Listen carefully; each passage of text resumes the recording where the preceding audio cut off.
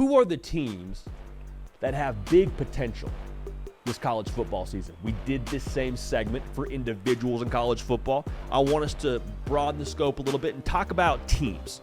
And when we discuss potential for teams, I think it's important for us to define that word potential. Like potential for what?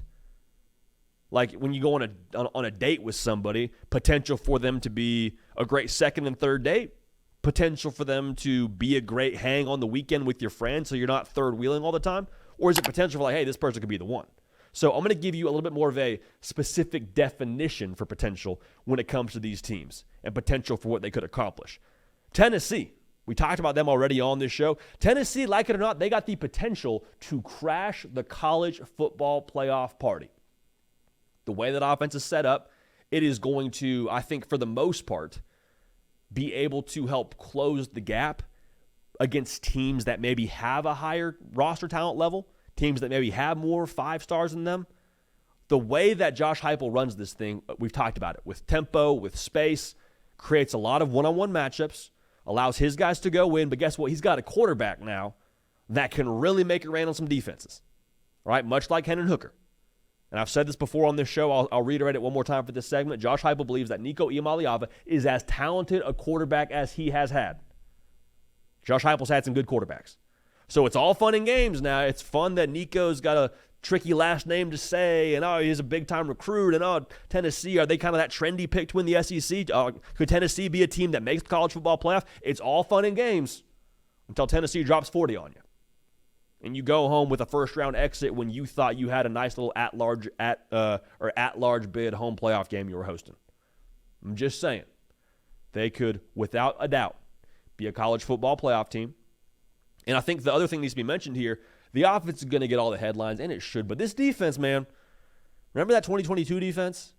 They just had issues in the back end, and they really couldn't stop anybody. They were getting in drag races, it felt like, every single Saturday. Can Tennessee score 50? How many is it going to take today for Tennessee to win the football game? That defense has some juice. James Pierce, he may end up being a top 15 pick when the NFL draft rolls back around. Some questions in the secondary, sure, but I would say overall this defense is, in large part, a very big talking point for excitement in Knoxville and for their college football playoff aspirations. Miami. They have the potential, in my mind, to take back the Sunshine State. Because you look at Florida State, no question about it. Right now, that is the team in the state. Got the record to prove it. Got the accolades to prove it. But they also are going into a season where they are 83rd in returning production in college football. 83rd. So the individuals that won the ACC title for them last season, on the field at least, a lot of those cats are gone. Question mark of some sorts. Not a doubt, but a question mark. Florida, same deal. It's a question mark. I think that roster is a lot better than maybe most folks nationally would like to recognize, but there's still a question mark. Miami, though, we said this before, I think the college football playoff, college football playoff too, the college football public, rather, is leaning Miami. Like, Miami is trending upward. Miami is the school with the arrow definitively pointing up because of Cam Ward, because of year 3 under Cristobal, because of what they've done on the field and how that's trended in a positive direction from total defense and total offense. All those things are pointing up at Miami. And so if Miami ends up providing proof of concept, if they end up winning the state this year, let's just say that. They win the state. Mario Cristobal has some real ammunition to take on the recruiting trail. Newsflash, he was headed on the trail regardless. That's just who he is. That's his DNA. He's going to attract top talent. If they get that proof of concept, Miami's going to be a problem. Miami is going to be a very real problem. Also, we have to say this. I think the level of offensive play they have this upcoming season is going to be really exciting to a lot of the top talent offensively at the high school level, because the brand of football is going to be exciting. It's going to be high-flying. It's going to be potent. It's going to be, I think, for the most part, pretty lethal. So, Miami, if they're able to be that team in the Sunshine State, we've said this many times, if you're that team, you're going to have a chance to hoist some hardware. You're going to have a chance to win at a very, very high level because of how much talent is in the state of Florida. Penn State's a team that doesn't get enough love. Because remember last year, everyone's Penn State, trendy playoff pick. Penn State, this is the year they get over the hump and beat Ohio State and Michigan, and it wasn't. That's okay. But Penn State this year, I think, has a chance to rewrite the narrative around the Nittany Lions. They have potential to turn that narrative on its head. Because the current narrative is Penn State, and this is not me saying it, this is just kind of how it is right now. The narrative is that Penn State is a bronze medal team. Now, you're on the podium. That's great to be on the podium, but consistently, Penn State has fallen short of beating the big boys, Michigan and Ohio State. And we'll see where Oregon factors into this discussion in the long run. The schedule this year is built for Penn State to go 11-1. Make no mistake about it. It is built to go 11-1. On the schedule, Ohio State at home is the toughest game. That's it. That's the test. Now, we're going to see how this whole college football playoff thing shapes up, but you go 11-1 in the regular season, from where I'm standing, you should punch your ticket to the college football playoff. From where I'm standing, you should also probably punch your ticket to Indy to play for the Big Ten championship. Last time that Penn State won the Big Ten in 2016, what did we see happen? Yeah, a lot of excitement around the program and a lot of juice around James Franklin and like the public perception with the college football community. I mean, the stock drove through the roof. But on the recruiting trail, what happened? Penn State, in the following classes that really they were recruiting at that point in time, so 2018, 2019, were both top 10 classes. All right, so you want to create some momentum, want to create some juice, want to go in and close that gap from a talent level between the Michigans and Ohio States, up your dude factor, as Andy Staples would say. That's how you do it. That is how you do it. Go win the Big Ten, get a first-round bye in the college football playoff, and all of a sudden, a lot of 4- or 5-star cats are saying, wait a second, Penn State's doing something out there. Yeah, maybe I want to go and be a part of that. That's how Penn State can be the team in the Big Ten. I know it sounds a little bit out there right now because we're all talking about Ohio State and Oregon. I'm about to talk about Oregon here in a second too, but I just want to make sure we're on the same page here. You want to turn the narrative. It starts with this year. It starts with this path that Penn State has in front of them. That'll be a lot of fun. Now, Ole Miss, speaking of rewriting narratives and changing optics, we talked about it last segment. Ole Miss has the potential to reinvent how we all view roster building. Over the last 3 years, Ole Miss has taken 65 total transfers, including some guys like, Jackson Dart, who I think has a really good shot to be in that Heisman conversation this year. We're very big Jackson Darty fans, if you can't tell on this show.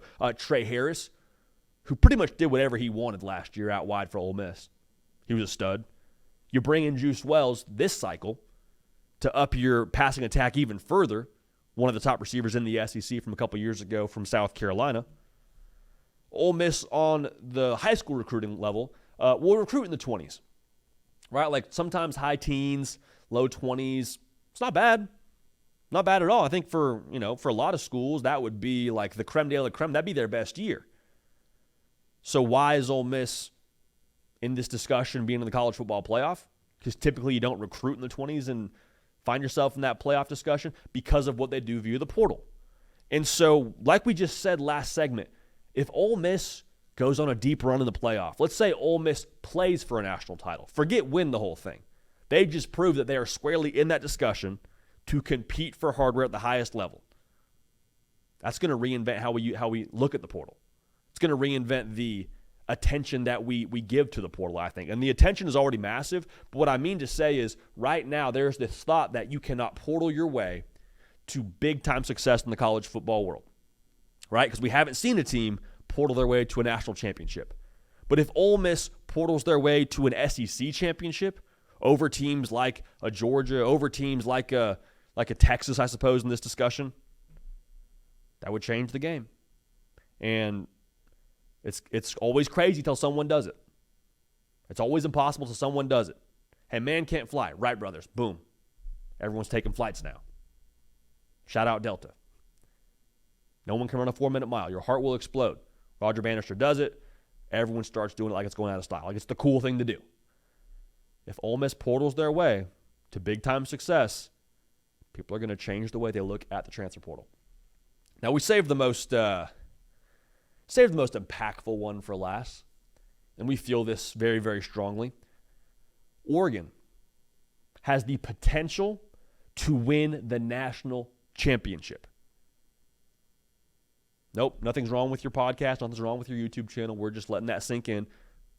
They have the fourth best odds, currently, according to FanDuel, to win it all. And that's behind the usual suspects, Georgia, Ohio State, Texas. The difference with Oregon in those schools is those schools have all stood on top of the mountain. Like, you remember Vince Young. I know it was longer, but you remember them winning that game against USC and arguably the best college football game of all time. You remember Georgia, obviously. How could you forget? You remember Ohio State. Oregon hasn't done it. Oregon isn't that same, historic logo that those schools are. And if Oregon does win the national championship, and I think they can based on their roster, there's no holes. I love what they have at quarterback. I love their coordinators. I love Dan Lanning. I love the line of scrimmage. If they win the national championship, you want to talk about pouring fuel on an already well-lit fire? Just give the school that's well associated with Nike, almost synonymous with Nike, a national championship. The juice that would give them when it comes to acquiring talent.